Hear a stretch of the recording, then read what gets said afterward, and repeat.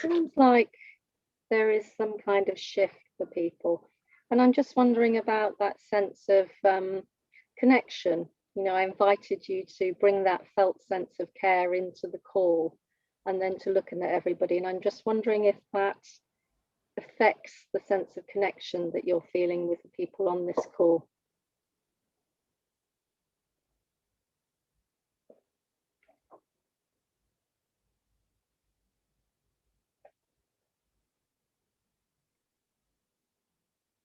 But what I find with centering is it's about being present to ourselves, present with our clients, and also present with the world. So it's those kind of, you know, that way of being fully present on those different kind of levels. And when we're centered, we're able to be more responsible for monitoring, evaluating, and modifying our emotional reactions. And there is an element of co-regulation as well, which is around that sort of continuously modifying and and changing actions of us and our partners. You know, that sort of interaction, which is around a sort of continuous and dynamic process between us. And so I'm kind of curious at the moment, you know, it feels like that heaviness of what's happening in your country, for those of you that are in South Africa. I kind of feel that sort of presence here in the call. And I'm kind of wondering those things around being able to be fully present and that sense of co-regulation, kind of what that means for you at the moment. If there's anybody that wants to come off mute and kind of, you know, I've posed a few questions, but anybody who wants to come off mute and kind of sort of have an answer to any of those questions or their thoughts.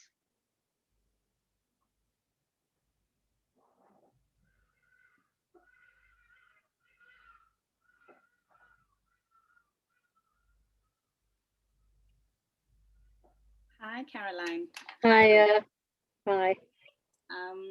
I can share. I came in feeling really heavy, you know, and I think sitting with it now, it's probably the effect of being quite secluded, but experiencing a social and communal burn, you know, but I'm watching it from my house and I'm in headlines the whole day. So my initial word walking in was heavy, and really just feeling all of it and the complexity of it and the layeredness of it. And that centering was beautiful because my word after was rooted, and it almost feels like a kind of our underground trees, you know, through the Zoom. Kind of a bit of it is off. You know, I think my chest is feeling less heavy. I think I might get the cry that I need now, because I even had that feeling of like, if I could just get a good cry in, I'd maybe feel better, you know, but now I can feel, okay, that cry is a bit closer and that's a good sign. Yeah. So yeah, so just that, and I guess that the gift of centering with others, because I tried meditating on my own earlier and I just struggled, you know, but just these few minutes with others all over the world. Yeah. Gave that in the pressure I was feeling. Oh, thank you so much. There's so much in what you were saying, that sense of kind of heaviness that you brought in, and that sense of, you know, what's happening actually outside your window, and the weightiness of it all, and the different layers that we can be present on at the same time, and you know, that sense of, you know, that sort of pull to like being sort of caught up in what's happening and all of the emotions that are happening in our body. It, you know, it is so complex, and yet actually it's complex, but also at the same time, by being with each other on this kind of, hopefully this kind of space, then there is a simplicity to it as well. Has anybody else got any comments? Caroline, if I may just share, before I came on this call, I was with a coaching client in KZN, which is sort of the epicenter of where the rioting is happening. And just to listen to the anxiety and the very real concerns, you know, where they have a car which they've moved in a direction so that if they need to, they will just drive. You know, to hear all of that, what is it that you can offer? And so I so feel I'm at the right place, because instinctively I don't do much somatic coaching, but I went into a centering practice, and that was all I could offer. And I saw the shift, and so I'm just so grateful to be on this call with you so that you can offer us more of that, because in this time of dire uncertainty, I think that's probably about the best we can be offering at this time. Thank you. Yes, and you kind of said just all I can offer, and yet actually that's what you offered, is being human with another human, and that is huge as well. Yeah, thank you.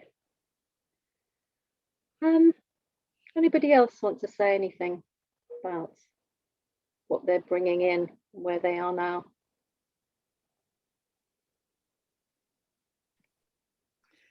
Yeah, I think maybe for me, I'll just add, because what's been said has really resonated so deeply with me.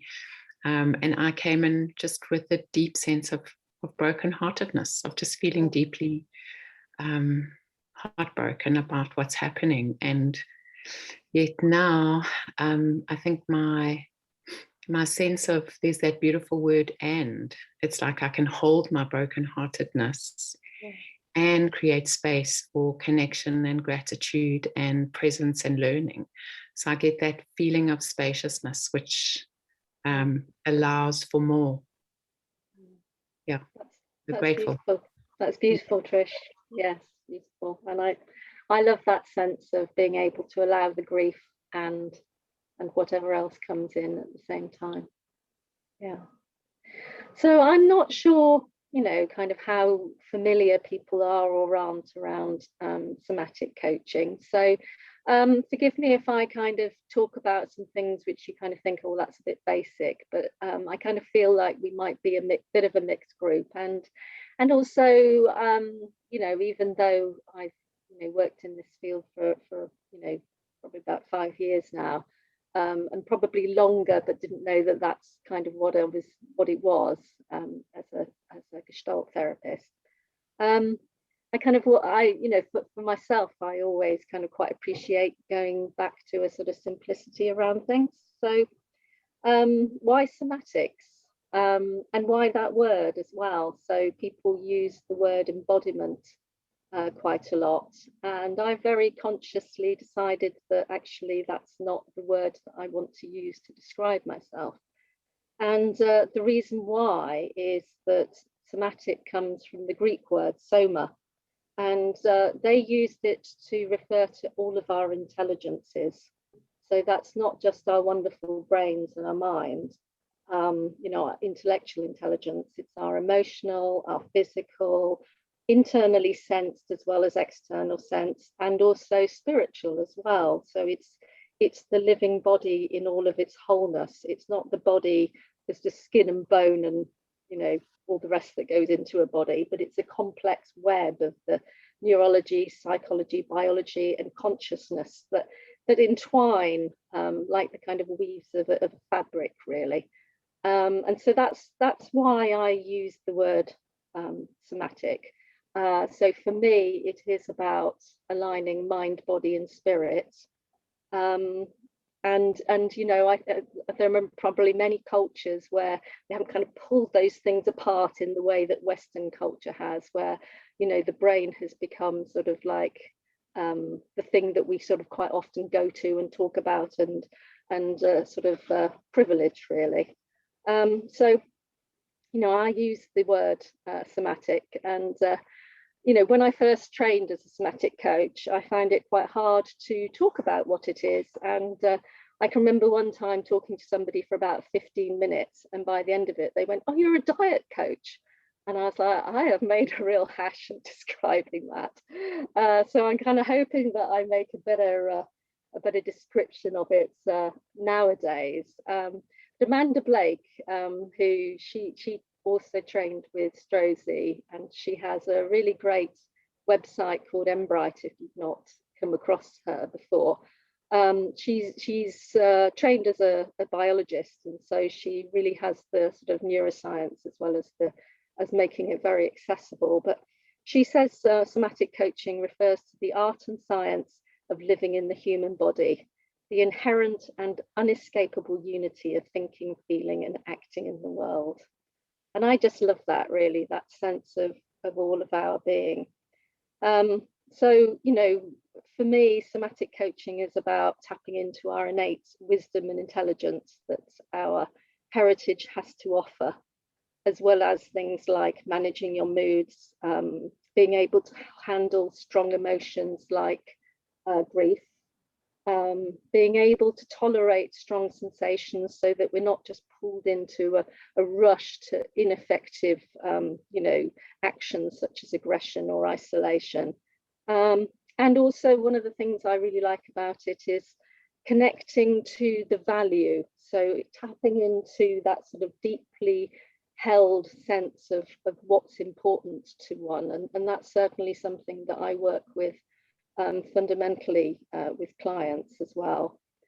And using that sensory experience and hopefully enabling clients to have a wider sensory experience. So, you know, more than our 5 senses, which we are perceiving the world with, but that being able to sense, you know, internally our sensations, which is, you know, interoception, and then being able to be more of aware of our bodies in the world as well, which is proprioception. So those different things that, you know, to me are absolutely sort of really essential parts of somatic coaching. So I kind of think it's the most direct route to sort of meaningful and sustainable change.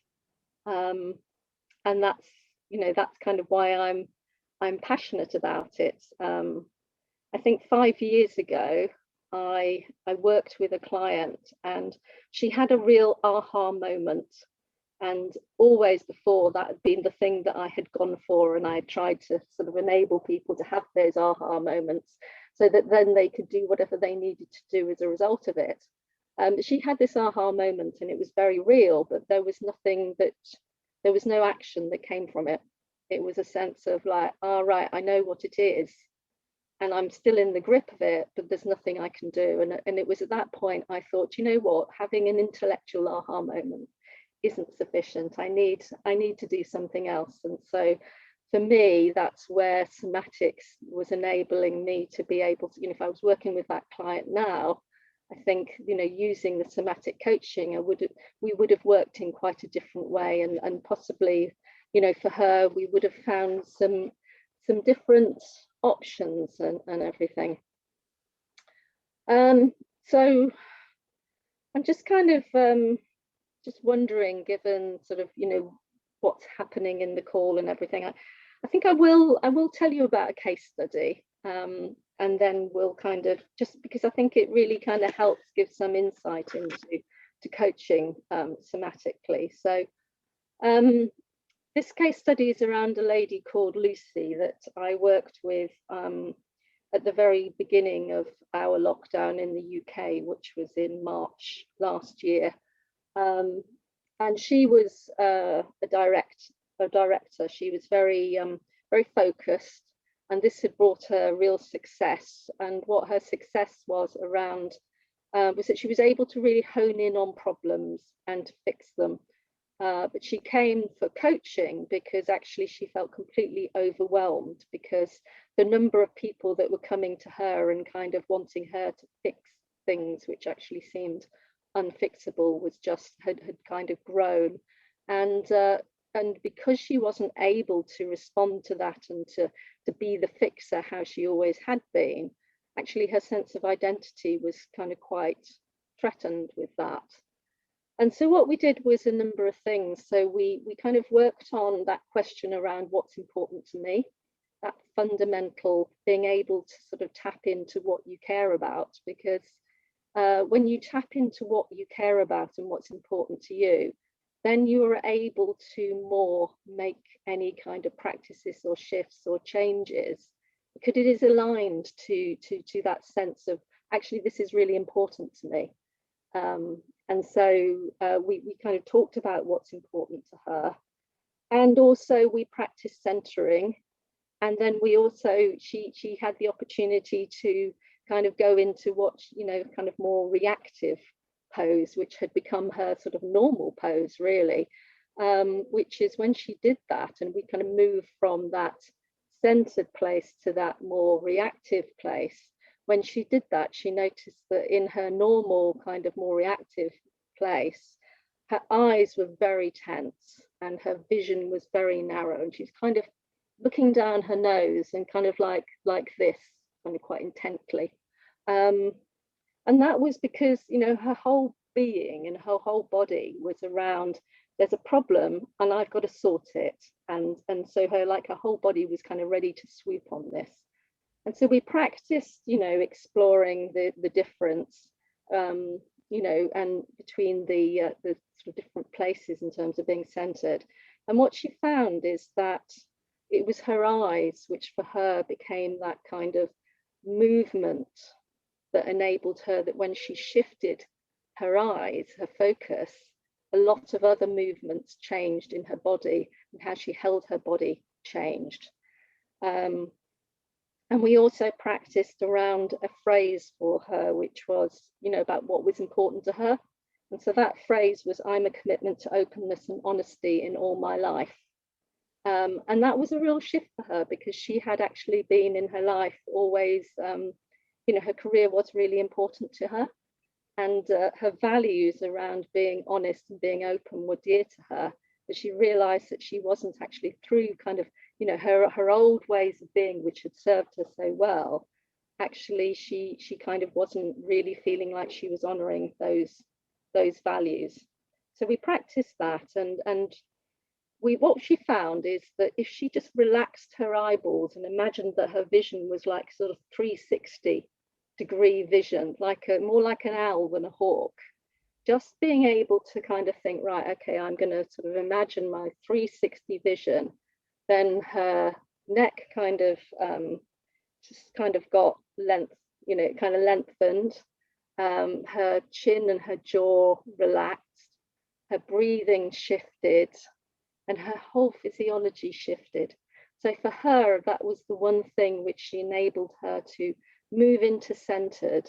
And with that sort of sense of knowing what was important to her and having that sentence, she was then able to kind of practice a different way of being. And somebody, you know, kind of said to me, well, you know, is she really going to change that fundamentally? And I think, you know, when you are sort of shifting your way of being, you know, how you have been all your life, you've really practiced it. So you're really, really good at it. So it takes a while to be able to shift, but there comes a time when actually you can hold below both of those. You know, it's like, you know, saying earlier, you can hold those different places and kind of go, oh, actually, I can see I'm in, you know, in this kind of hawk place. Is it useful for me anymore? Is it serving me? And then being able to have options around it. And what she found is that she was, through this, she was seeing not just what was in front of her, which she had before, but she was noticing things more on the peripheral. She was able to tolerate more input from colleagues than she'd been before, because before she was very like, this is how it's going to be done. And that widened the scope of the things that they were working on. And so, you know, things that in the past that the team might have missed through that focus, actually, they were more able to sort of pick them up. And also she was more relaxed generally as well, because, you know, the optic nerve sends signals to the nervous system to be alert. And so, you know, if you're constantly, your eyeballs are really tense, then you're sending these little very subtle messages to your body, like, you know, you've got to be on alert. So I, you know, kind of thought that would be useful to sort of share like a sort of a case study with you. So, because it's got all of those sort of real rich elements around somatic coaching. And so, you know, one of the things I kind of wanted to do is to also share with you some research that I'd done with some coaches as well. So I had interviewed some coaches in the autumn, and really about finding out, you know, what was their experience during what was our second lockdown in the UK. And the people I found, and I kind of feel like this might well be the case here, but coaches, you know, actually do have very strong core values. They're very skilled in holding the space. They're very skilled in trusting the client, self-motivated to grow, you know, as a coach and also personally. And that client relationship is really important for them, and kind of coming from a place of service. And I think really kind of what struck me was that question, like, you know, everything that is happening now and, you know, all over the world being such a sort of complex and chaotic and quite scary place at times. It's that, how can I best serve my clients, building on what I already know and continuing to grow as well. So I'm just kind of wondering about, you know, I kind of was thinking about having a sort of breakout and to be able to sort of talk about that. Just before we do, I'd like to just do one activity with you so that we can kind of get a sense of those different places that we can be in. I think that might inform the conversation. So I said about the Greek word soma. Well, the Greeks have more than one word for the body, and they have another word called sark, which is where the word sarcastic comes from, which is more around the body is like a piece of meat. And so I wanted to just share my experience of those two different things. So I experienced myself in the terms of a soma, my body as alive, and also sark as kind of more like a weighty hunk of meat. Within about 2 minutes. And so I wanted to share that experience and also to do an activity as well with you. So in the first lockdown, my mum has advanced dementia, and for a period of about 2 months, I wasn't able to see her in the care home. And then they put together a Zoom meeting so that I could see her. And about I think it was the third time of seeing her, I kind of realized I put my mug on the side, you know, on the desk, as you do when you're just about to have a call, and I was clicking the cursor and everything, and I just felt a real disconnect around wanting to see her, but not as she is now. And I was really experiencing my body as like an annoying lump, a tired, annoying lump. And in the past, I think I probably would have just tried to like, well, come on, Caroline, get on with it and, you know, like sort yourself out or ignore it. But this time I allowed myself to really feel what was happening in my body. And what was happening in my body was, you know, tight throat, my diaphragm was really contracted, my breath was shallow. And as I noticed all of those different sensations, actually my breathing did deepen. And that tightness started to loosen. And I just remembered a fragment of a song, which was, we used to sing and dance around the kitchen together, which is You Are My Sunshine. And that memory just came back in full clarity from, you know, 40 odd years ago. And so it was like within 2 minutes, I had felt both of those kind of places. So I kind of wanted to share that because, you know, that kind of that sense of it all happening within sort of it so quickly. And now I'd like to just sort of have an activity to try that practically. Okay, so what I'd like you to do is to lift one of your arms up, and I want you to look at it as if it doesn't belong to you. So I want you to touch it, prod it, just generally inspect it as if it doesn't belong to you. You might want to open your hand and sort of look at your fingers, but do whatever you do to kind of like, oh, here's my arm, but it's like it's an arm that doesn't kind of quite belong to you. Okay, and then I want you to just shake that out. Okay, And then with the same arm, this time, I'd like you to just, again, explore your arm, but sense into it. So notice its temperature. Notice any movement in it, any pressure, any contraction. Notice if there's any feeling or absence of feeling. Notice the space in between your fingers, your bones, your skin, and touch its aliveness on your palm and the back of your hand, and just sense into the aliveness of your hand.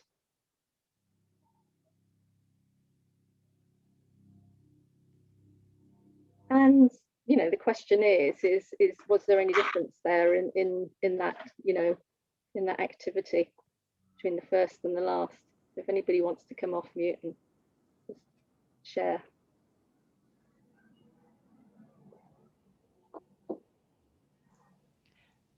The second time I sort of had the sense of almost gratitude for my arms. So there was an appreciation of my hands and my arms, whereas the first time I didn't really connect with that.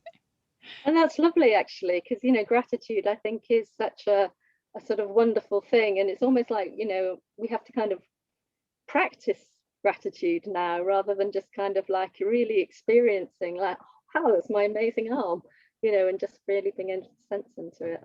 Thanks, Kim. Yeah, I agree with Kim in the first piece, saying it's not mine, then and being curious about that. There was more judging. There was more a sense of othering it.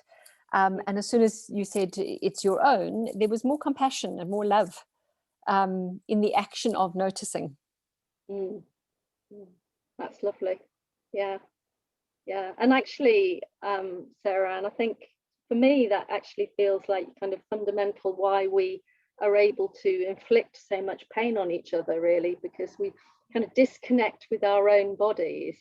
Then we can, you know, and we're all in our heads. It is so easy to be judgmental, whereas when we're in that centered kind of place, then it is a shift. It's a shift. It's almost like, you know, you can't go, well, don't be so judgmental. It's like you have to experience that shift. Anybody else?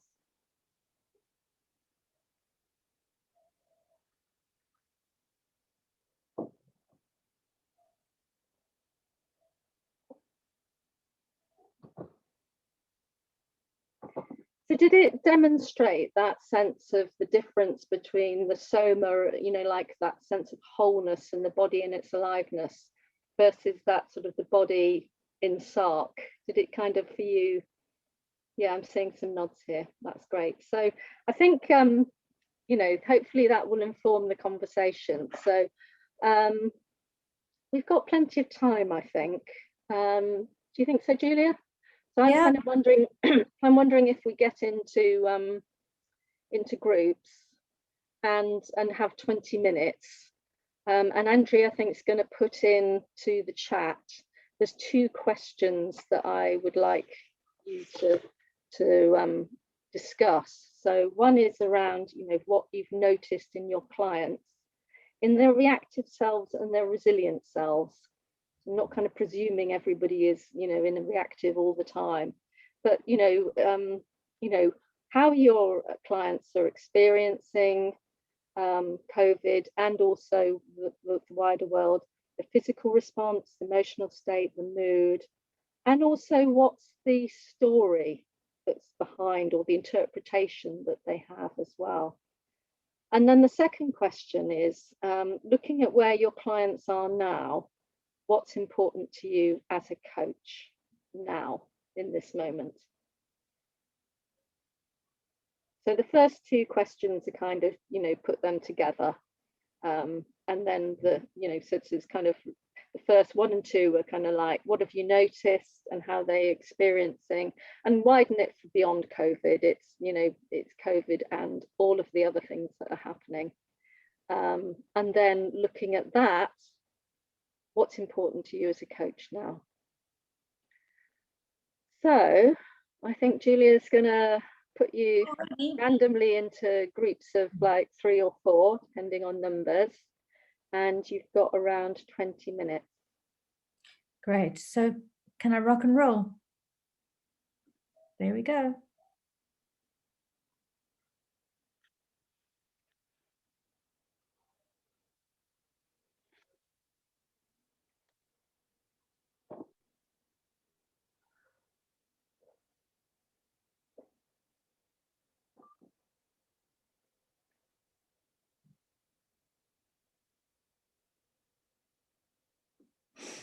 Right, they're all gone. Oh, I always find it so weird when everybody just disappears bit by bit and you're still in the main room. Todd's going, he's got his name out of the river. Rickers, Yeah. huh? Caroline, apologies. Hi. I just have to attend to something else. I'm going to rush away. I'm Okay. sorry, but thanks. That's all right. that Thank I you for coming to this bit. Thanks. Bye-bye. Bye-bye. Bye. Bye, Rickers. Todd in his shorts and his summer lodge with the river running by. Yes. So Rickers is our AI guy. Oh, wow. Wow. Amazing.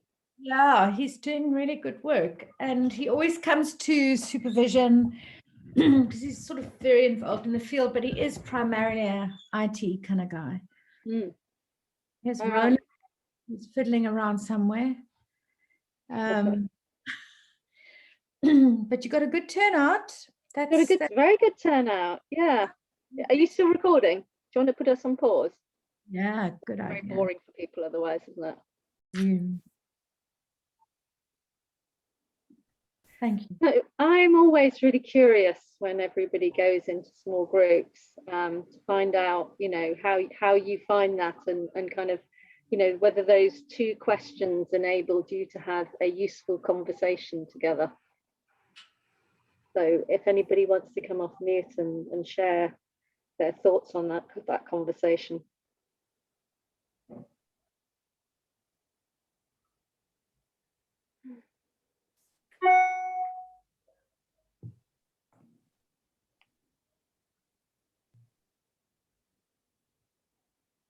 Hi, Ingrid. Hi, Caroline. Yeah, thank you for that. Those two questions were really lovely, and it was wonderful to hear other coaches as a kind of interface with the broader community of clients. And as usual, you know, humans are humans and people are going through a lot of the same things. And there was a lot of commonality in our own experience as coaches and what we feel is being asked of us, as well as what our clients are going through. And the thing that most struck me was the depth of what our clients are going through, the intensity and the gravity and the spiritual questions that they're asking themselves because of the scale of the life events and what it means to meet them there. So I like that. Thanks. Yeah, and that really kind of it does resonate with me, that sense of the depth of it and the import of the questions that people are asking themselves in relation to what they're experiencing. And I'm glad that you found the opportunity to talk with other coaches. There's this that sense of shared experience, which is really important.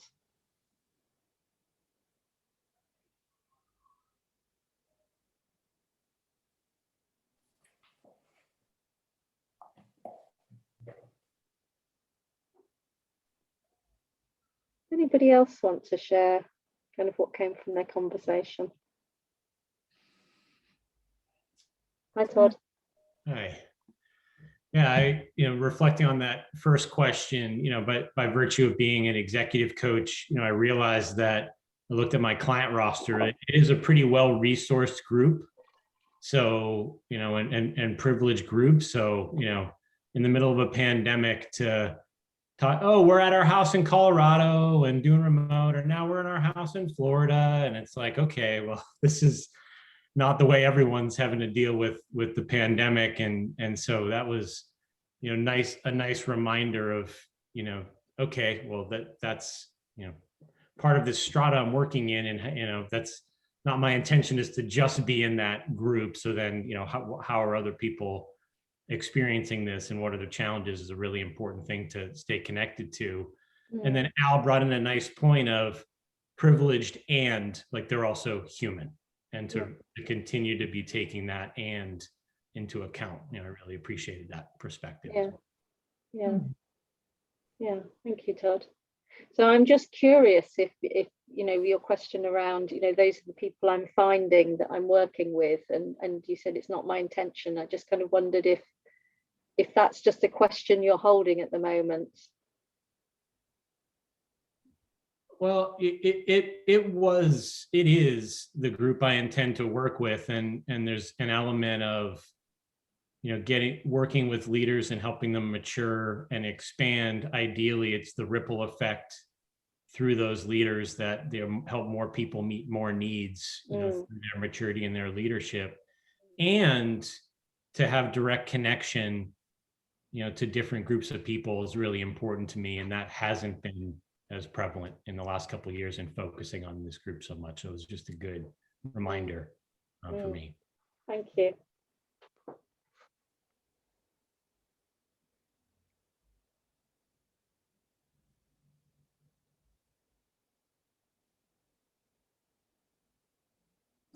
I'm just wondering if anybody had a different. Okay. Yeah. Yeah. I was also in Ingrid's breakout. I think what I was struck by was like a real, as coaches, like really being invited to bring our humanity and to really be human with our clients. It really feels like this time has required us to show up in our own humanness and to really connect with our clients from that space. So there was quite a lot of conversation about really just being present with our clients, being human with them, being humble with them, listening, holding them in whatever they are going through, the range and depth of challenge that they're sitting with. And having conversations about death, your favorite topic, Julia. Death, I mean, like, yeah, like a lot of themes that we don't usually see. Yeah, existential stuff. Yeah. Is there any time when it's actually hard to kind of be with your clients around the emotion that they're experiencing? I'm kind of just wondering if that is ever hard to do. I'm an Enneagram 4, so emotions, yeah, they don't ever really feel hard for me, I'll be honest. Yeah. And at times, like, it did feel uncomfortable, you know, to sit with a CEO who's an Enneagram 1 and so defended, talking about the potential death of her father and her chunking and crying and being so embarrassed about that was and is really uncomfortable, even for me as an Enneagram 4. And it was the most incredible conversation to have with her. Yeah. And I will be bonded with her for the rest of our lives because of that conversation. Yeah. Yeah. Yeah. Thank you. Yeah. So, Kate, just interesting hearing you say that about being bonded with. One thing I have found, and I've actually almost got to guard against it a little bit, is that there's a new kind of intimacy that I'm connecting with, because this stuff is so real and deep, and we're feeling it so much harder and deeper as the coach. I'm speaking for self.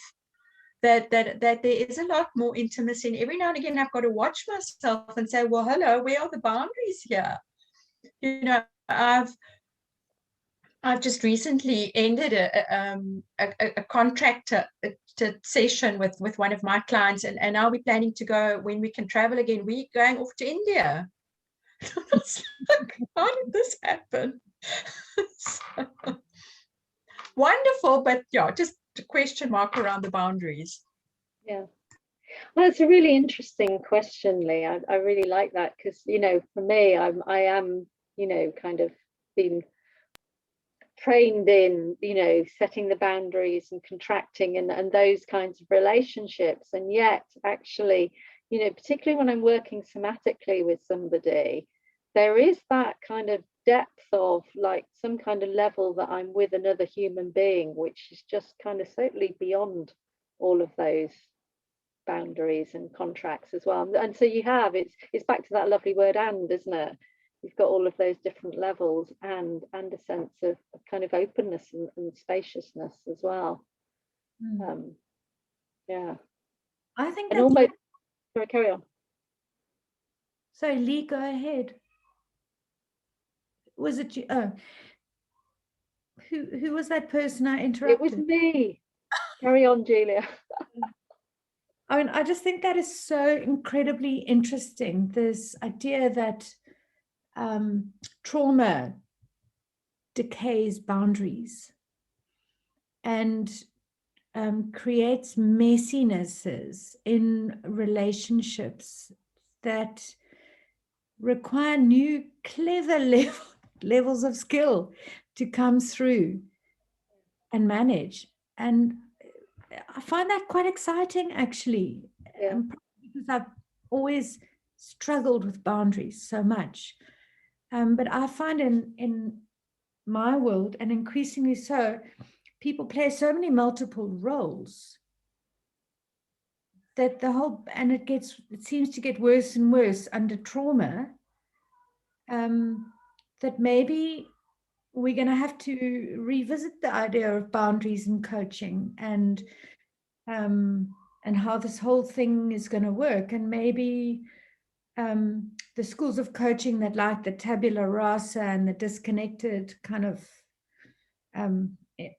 coach, you know, in that sort of Freudian psychodynamic coaching style, maybe we'll lose that. It's so curious and interesting, Lee. Thank you. Yeah, it is great. And I'm just reminded of our conversation, Julia, that we had in the main room, which was, I was saying that, you know, since I've worked somatically, there's been a real shift in how I kind of leave the call or the one-to-one if I'm with somebody as well. So when I first started and I was listening to kind of the levels of feeling and depth and difficulty and everything, I think I used to come from coaching feeling quite exhausted. And now, because I'm working somatically, and so that means for me in relationship to somebody else, you know, I have quite a strong sense of what is me and what's my kind of happening in my body that kind of it belongs to me. And so if I experience, I don't know, a tightness in my chest, and I can kind of know whether that belongs to me or not. And so in relationship with a client, if I experience that, I can act on it in the coaching, either explicitly or not. But it's always about in relationship to the other person. And for me, that's a different in depth and does enable me to be able to really kind of be with somebody in all of how they are and their, you know, pain or whatever it is, and yet not be like that there isn't a sense of transference or being pulled into it, because I kind of know what's mine as well.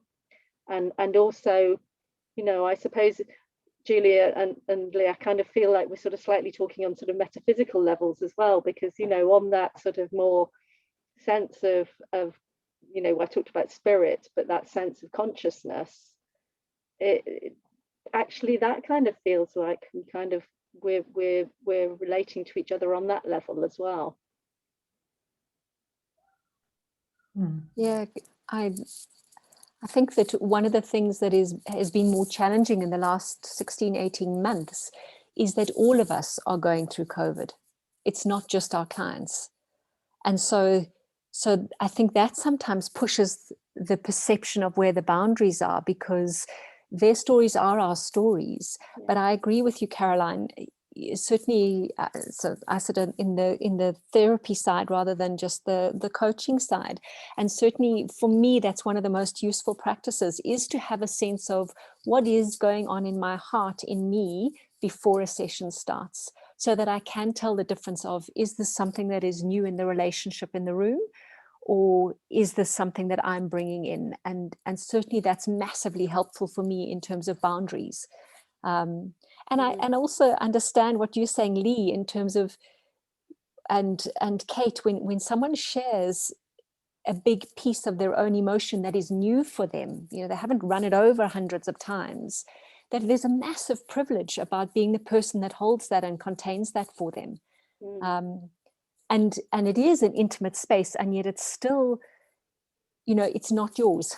You know, it's what you hold for them. And you know, that's a delicate space when we're sitting in this space when our reality is their reality when it comes to the COVID stuff. That's so beautifully put, Sarah. It really is. Just, yeah, so beautifully put. Thank you. Karen, you've got your hand up.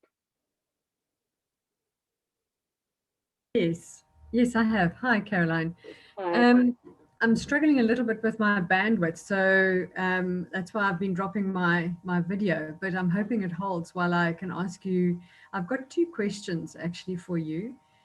The first one is, how have you found moving your practice over Zoom? How have you found that has impacted on the somatic coaching? Because for me, it's the somatic piece which is so missing when I'm coaching somebody over Zoom. That's my first question. The second question is, I'd like to find out a little bit more around if we want to learn more around the somatic. Bless you. Bless you. If we want to learn more about the somatic coaching, you talked about Gestalt, you talked about the Strozzi method. Where would you, I am an integral coach, but you know, I think somatic is always an area that there's room for development, and there's a lot of new things and new thinking coming out. So where to go from there? So those are the 2 questions I have for you.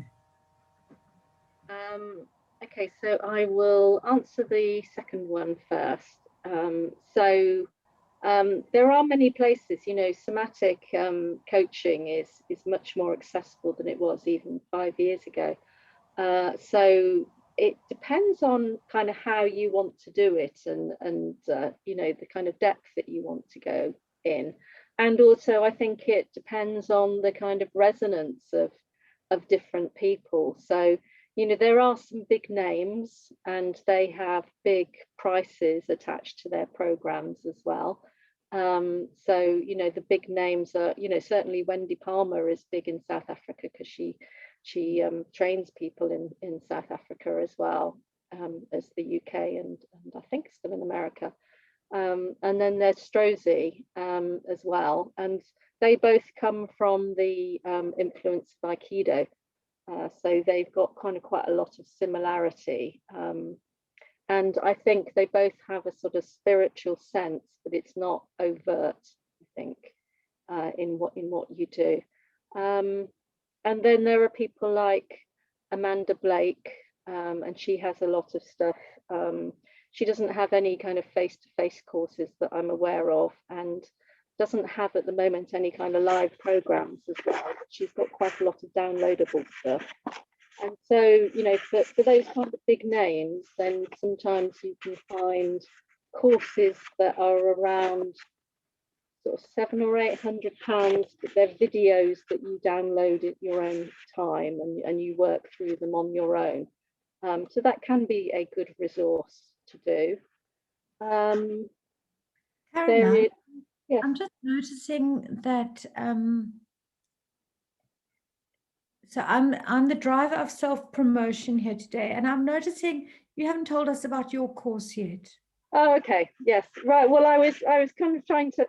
So there are the big names, and you know, you can do things with them at different levels.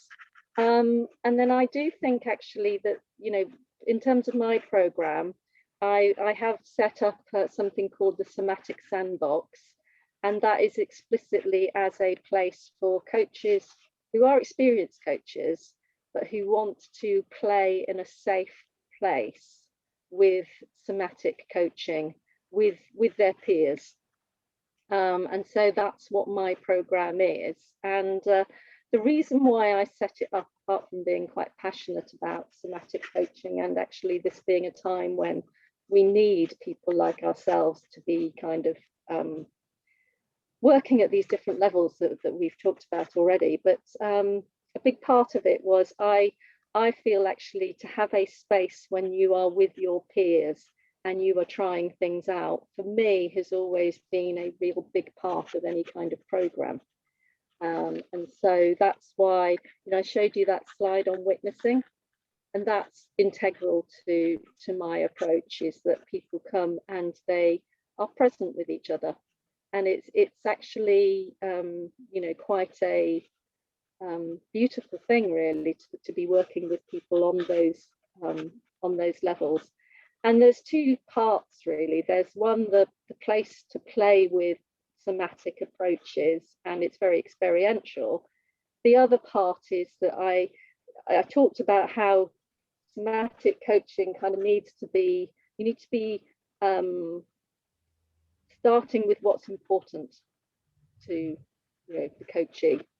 And it's the same in terms of as a coach. And so the second part of it that's fundamental is asking myself, the question, what's important to me as a coach? So that question that I asked you to sort of discuss there, it is fundamental. So whenever you try out any kind of activity, it's around that frame. And because I think of the nature of coaching brings people that actually they're doing this because they're passionate about it and because it's kind of part of an expression of who they are, that question around what's important to me as a coach, kind of you take a step back and becomes what's important to me as a human being. So that there is quite a lot of depth with that. And in terms of people that have been through that program, what it enables them to do is to be able to try things out and to be able to kind of walk the path before they then try out things with their clients. It kind of bridges that, like, okay, I've watched a video, or I've kind of experienced something like seeing other people, or maybe just a little nugget, but actually at a more deeper level, like let's really kind of roll up the sleeves and kind of really have a play with it. And be able to make mistakes and find out what happens. So that's that. Is that enough of a question? You've all moved in terms of where you are in the box. So I can't see where you are anymore. But there were two parts to the question. Oh, there you are. Sorry, I'm like steering down. Thank you, Karen. I was like, you were over there. But yes, there were two parts to that question, and the other part was about working on Zoom. And I've been coaching somatically for the last 5 years on Zoom. So for me, it didn't feel like any, I guess the only difference is now that clients aren't quite as like, oh, I don't really want to do that, I want to see you in person. They're kind of more open to Zoom. And I find it a very intimate space, as we've already said, and also very powerful place as well. So for me, it absolutely, it's something about people being able to be coached in a space which is their space, I think helps. So, it does need somebody to have somewhere in the room where they can feel safe and secure and kind of not overheard. But there's something about that which is quite different from going to an office or something somewhere, which is kind of like a neutral space, but it's not your space. So that kind of informs it as well, I think. So I find that clients I always sort of say, I come into it from a, let's experiment, let's try something. If it doesn't work, then, we've kind of learned something, really.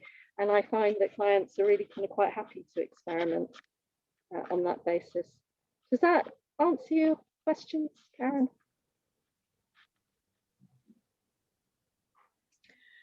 Caroline, I'm just curious, talking about safe spaces, what has been your experience with somatic coaching when you could still do it face-to-face, assuming that you're not, and doing it online?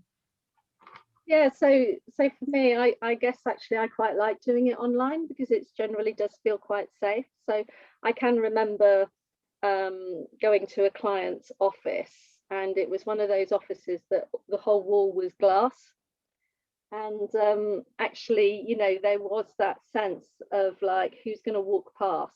And you know, normally we're kind of standing up and moving about, and she did, you know, the client still tried things out, but it felt quite constraining for her. And I picked up that sort of sense of constraint as well. That sense of, oh, somebody's going to walk past and wonder what on earth we are up to. Marlene, did you have a question? I saw you leaning forward earlier. I was just struck by just thinking about that when we had the conversation about boundaries and how interesting it is, because that's also a content theme at this time. I think it's not just us as coaches who are struggling with boundaries, but for clients, the working from home, the 24/7 availability, I mean, Caroline, even now, sometimes being in a coaching session and your child runs in, so there may be different privacy issues. Yeah. So I think that the theme of boundaries is a very topical theme. And it's probably worthwhile for us as coaches also to grapple with that, because I think it's something that our clients grapple with. Yeah. Yeah. That's good. Has anybody else got any more questions just arising from that breakout room conversation or from the conversation that's just flowed?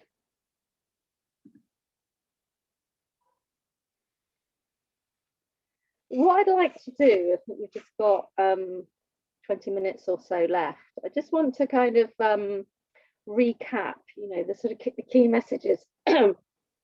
And I think I've sort of explored and shared 2 key messages, and there's a third that I wanted also to explore as well. So the first is around, you know, Soma being all of our aliveness and our intelligences.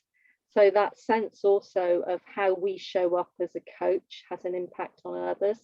So about a sense of our own openness and willingness, as I said, to kind of walk the path. And also that sense of welcoming all the intelligences, even though there might be pain associated with some of those as well. And the second is around that sense of building a bridge between, you know, the resilient sort of self and the reactive self. And again, so I feel that is something that as coaches, we need to be able to be practiced as human beings, you know, flight, fight, and freeze. You know, we respond to the external world. And, you know, I think people have been saying already, we're kind of quite triggered, really. But we respond automatically. And so I feel that, you know, actually learning ways of being able to kind of go, oh, like kind of knowing that you've triggered and what your triggers, you know, how you are now being in your body, and then being able to kind of, you know, maybe relax that contracting or whatever it is, you know, with my clients about that kind of like, oh, okay, being able to move from that hawk to kind of like more of the owl kind of perspective. So there is that sense of, you know, through somatic awareness, through somatic practices, through aligning with what's important to us, we are actually able to, you know, create some practices with our clients and then carry out those practices, which actually you know, enable us to change things that don't serve us anymore, and actually able to us to rewire. You know, we now know, you know, 20 years ago, I think the sense was like, you know, once your brain was kind of wired, then that was it. And actually we know that no, it's a lot more, you know, we're more able to kind of reshape and change even the wiring in our brain. So there is that sense of building that bridge between resilient and reactive self, and also that it is about being in relationship with each other. And we can find spaces where you know, we're with the other people who are consciously also making those shifts to grow as well. And I kind of think that's quite important, and might kind of inform your conversation around boundaries as well.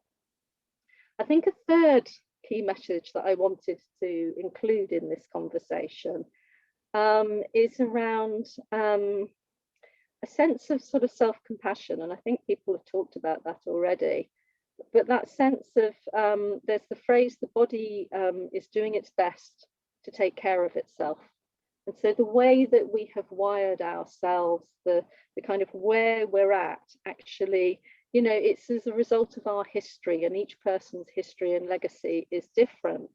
And it is shaped us, and it is how we manage our lives. And you know, part of that is about managing maybe sensations by switching off bits of us that don't like, or other people don't like, that we find painful. And so that kind of concept of self-compassion actually is quite fundamental to me, and to somatic coaching, and to any kind of programs or work that I do. And so rather than talking about it, I'd like to do another little short exercise with you. So again, what I'd like you to do is to, I'd like you to put one of your hands in a fist. Okay, so you can have your thumb out or your thumb in, depending on kind of what's natural to you. Okay, but put your hand in a fist, and this fist's job is to be a fist. Okay, so a fist is, you know, clenched tight, it holds tight, and that's kind of its job, is to stay a fist. And what I'd like you to do with the other hand is to try and open it. Okay, so it's like, come on, fist, it's like, we don't want you to be open anymore. You know, come and just, you know, can you just open yourself, and try and kind of open it, and just as you're doing that, allow yourself to sense into what's happening physically, emotionally, any thoughts that you've got, any mood or anything like that. Okay, and then just shake out that fist, that hand. Okay, and again, I'd like you to put it into a fist. Okay, and its job still is to be a fist. Okay, this time I want you to put your hand, the other hand, underneath it, and kind of say to your fist, well done for being a fist, doing a really good job. You know, you are you know, great at being a fist here. And again, sense into what's happening physically, what's happening to your mood, to any thoughts, emotions, or anything else that you're observing and that you're noticing.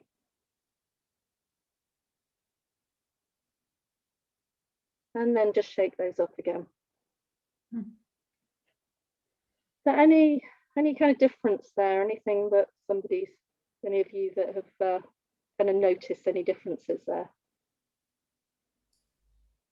I would say that in the second one, the fist didn't have to try so hard to be a fist, or try so hard to keep its stance. It was almost like I felt the fist relax, despite holding still as a fist.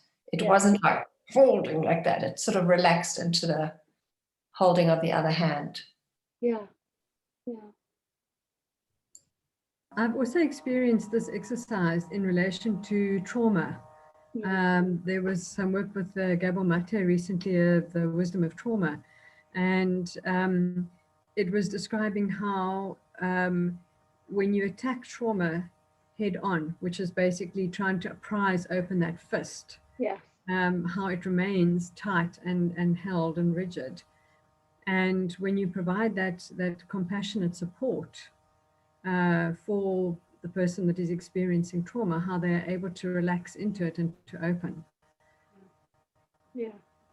There's a phrase, the body opens with a yes, and I absolutely, you know, resonate with that. It's like, you know, what you're doing in the first one is saying, no, you're not supposed to be a fist, you know, you've got to change.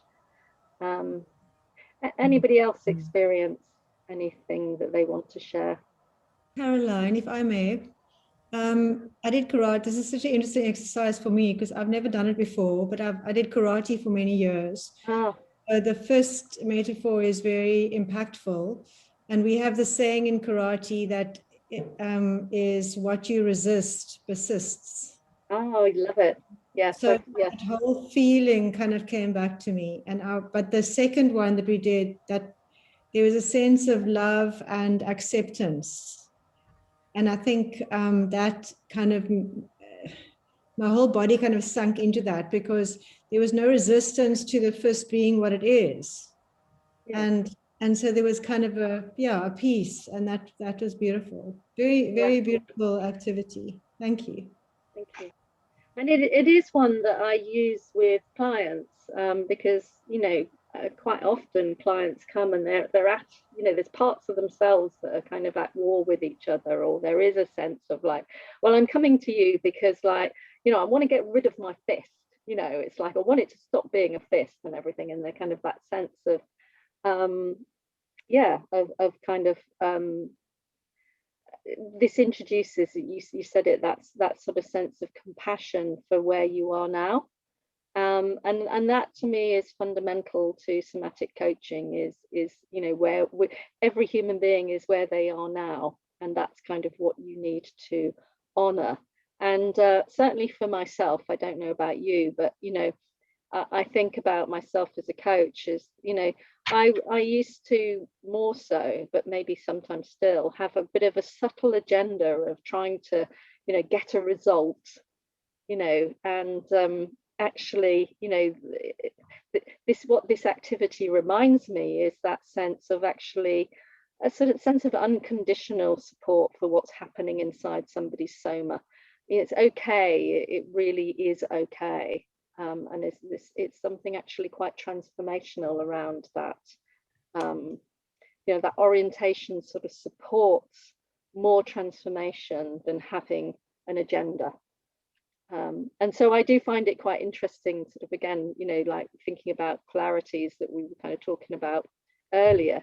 You know, for me, there's a bit of polarity in the sense that the coaching is about offering people different ways of being able to live, so different decisions, different ways of being, to be able to contact and be in touch with their own aliveness. And yet actually there's a sense of coming in and not having that agenda around, you know, wanting to, you know, get somebody sorted or produce an opening or a result or something like that. So that activity kind of reminds me quite often about the place where I want to be coming from when I'm coaching people.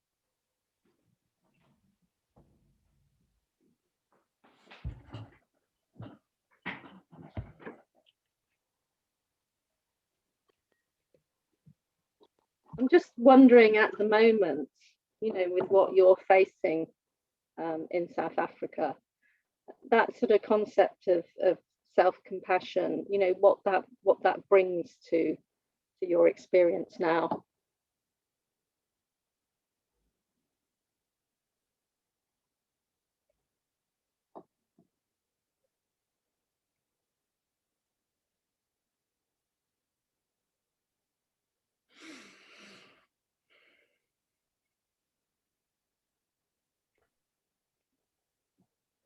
I notice, Caroline, in my body, it brings more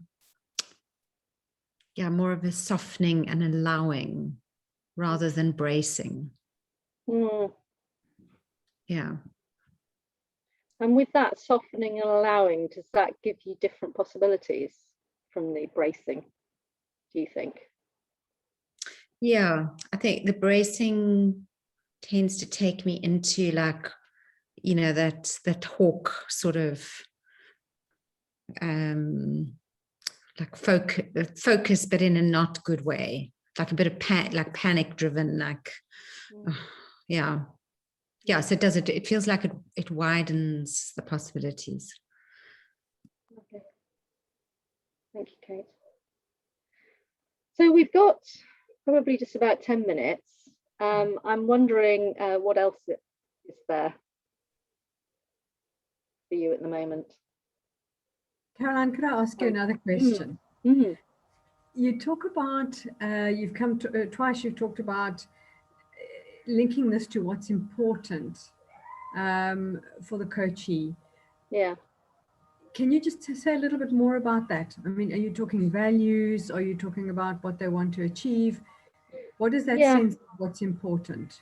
Okay, so I guess there's two kind of ways that I can answer that. So for me, it often feels like quite fundamental that we ask ourselves that as human beings, and the question and the answer that we have changes as we grow. So I kind of feel like that's kind of a fundamental part of being human.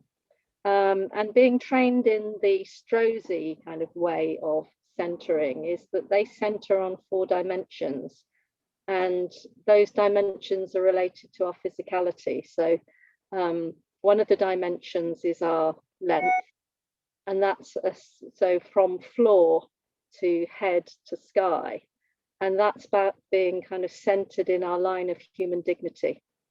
So that sense of self-respect and sense of integral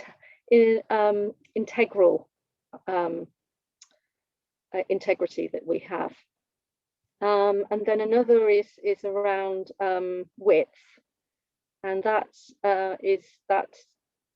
centered in width actually is around our connection. So our connection to, so for example, if I kind of, I can play with clients around, you know, moving their arms and taking up more space or less space. And in the centering, I can play with, you know, that sense of connection with the room, and maybe there's a plant in the room or outside of the room, and, you know, the country, and then actually, you know, the whole world. So width is kind of linked to sense of connection. And then depth, so our back and our front, is related to safety.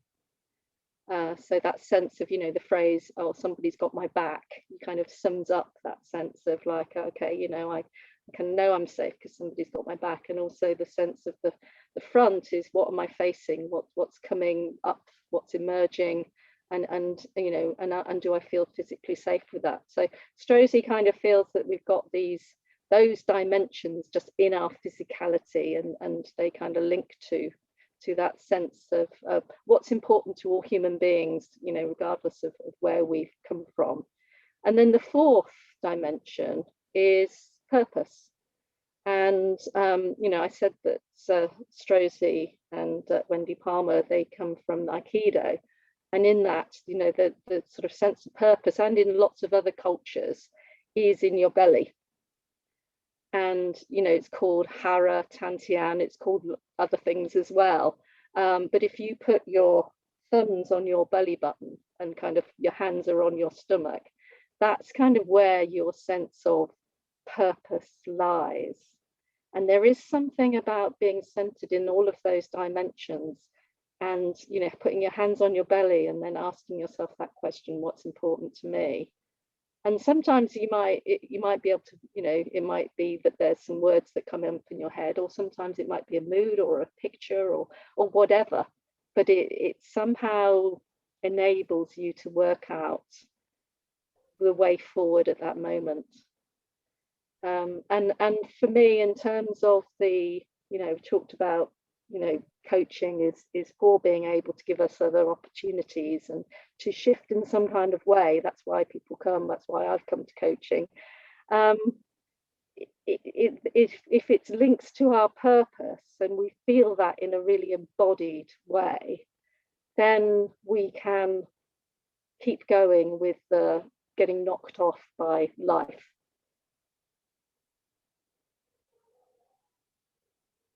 So thank you for that question. That was really lovely. Thank you.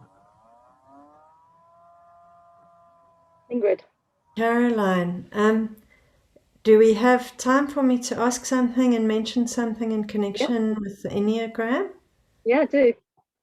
I was wondering about your sense of typology or type differences in your work, whether you've got a model or a paradigm, because in the Enneagram, what we discover is that in the different trances of each personality style, there are different patterns of dissociation from the body, and they're very different. So, and they take different forms within the kind of submodalities and sensory, the different senses. So, for example, the head types kind of project their power externally and dissociate into kind of auditory and visual disconnection. So they're very disconnected from the body in that particular way. Then in the heart center, people can tend to be quite repressing of their feelings, but unconsciously. So it's a very different form of self-disconnection per type, and the defense mechanisms are very different. So, for example, in the gut center, one of the types has a blanket fogging out defense mechanism that's kind of self-narcotizing through falling asleep. So I'm just wondering, do you intuitively notice very different patterns? Do you work with something like the Enneagram or anything like that? Oh, great question. So I think you're probably a lot more knowledgeable about that than I am. So I have noticed different reactions. I guess I always work with whatever somebody brings. So I haven't kind of thought, haven't kind of linked it to different kind of Enneagrams. And that's where I think you've got a lot more expertise than I have. But for example, if somebody did kind of respond in that way, that would be what I would work with. It's always a case of just whatever somebody brings is what they bring. So, some people, you might do a centering with them and they actually feel numb. And so that's what we'd work with. We work with the not feeling and explore that. So yeah. Yeah, but it sounds a really interesting kind of, line of discovery.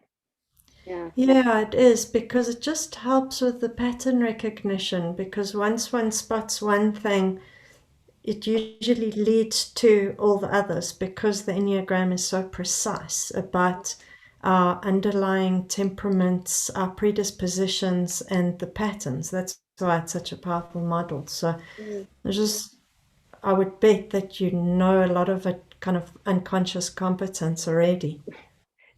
Maybe, yeah. I mean, one of the things I love when I'm working with clients is being able to explore with them so that they can find the sort of keystone, if that's the right kind of metaphor, the sort of the keystone thing that then unlocks everything else. Because then when they got that, it's like, oh, right. And everything just falls into place. Exactly. And I found that with the coach I'm working with, is he helped me to recognize what my anxiety was, where it was in the body, what it was trying to tell me. And everything shifted in about 2 sessions. It was life-changing, actually. Yeah. Wow. Lovely. Beautiful. What else is there? Just a kind of farewell question, I suppose. I'm just really curious about the impact of this boundary stuff on the body, and wondering what that means in terms of illness. Oh wow, that is very rich, because now you've just, I don't know if that question was to me, Julia, but you've just unlocked something. So that Strozzi centering I told you about actually can have a huge impact. And there's a wonderful coach called Alta Star, and she tells a story. She's American, and she works with Black disadvantaged groups in America where she is. And she talks about when she worked with a group of guys in their 30s, and she did the centering, and they did the length one, and this guy who was about 6'4", he just fainted, so went right over. And afterwards, talking about it, it was actually him talking about his experience of about the age 14, he was about 6 foot, and it was too unsafe for him at that age to have his full height. And so he had spent his rest of his life, 20 odd years, being sort of slightly compacted and less in his own length. And so, that sense of boundaries for me, actually, if we are the height which is right for us, if we are taking up, and I'm doing this with my arms, but if we are taking up the space that is right for us, and if we are able to kind of sense into our back and kind of, have our sort of, pelvis kind of more open, and that sense of kind of being safe in the world, it's a whole different experience. So I think it does, to me, it does relate to boundaries, because it's such a physical thing around, particularly that sort of, you kind of jogged my mind about that particular example, that sense of, somebody's actually physically having to hold themselves in so much because of the context that they are in, and the boundaries that are in are just kind of constraining them on all levels. It's very profound. Mm. So Caroline, I need to bring this to a close. But before I do, I just want to mention the 2 courses that relate to this that are within our community at the moment. Ingrid is working on a course on trauma using the Enneagram, and your Somatic sandbox. And for both those courses, you can find information on our website. And we encourage you to enjoy them. Yeah, brilliant. And I think Andrea put my flyer in at the top of the chat. So, if you want to kind of take a moment now to download, then that's great. And thank you, Caroline, for this. It's been a very restful and calming kind of a session. So spacious and airy, with some really beautiful, brilliant insights. Thank you so very much for sharing that with us, and I hope you come back. You're welcome any Tuesday to see what we're up to. Oh, thank you so much. It's been a real pleasure to be with you at this conversation as well, and thank you so much for the depth and for the sharing. Yeah. Our pleasure. Okay, see you all next week. I'm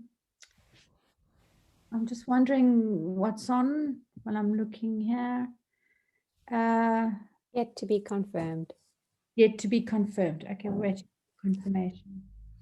We will let you know. Thanks, Andrea. Thanks, Caroline. Thank you, everybody. Julia. Bye. Thank you. Thank you. Ciao. Bye. Bye. Bye, everyone. Bye. Ciao, Andrea.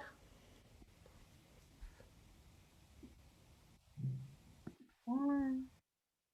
Thanks.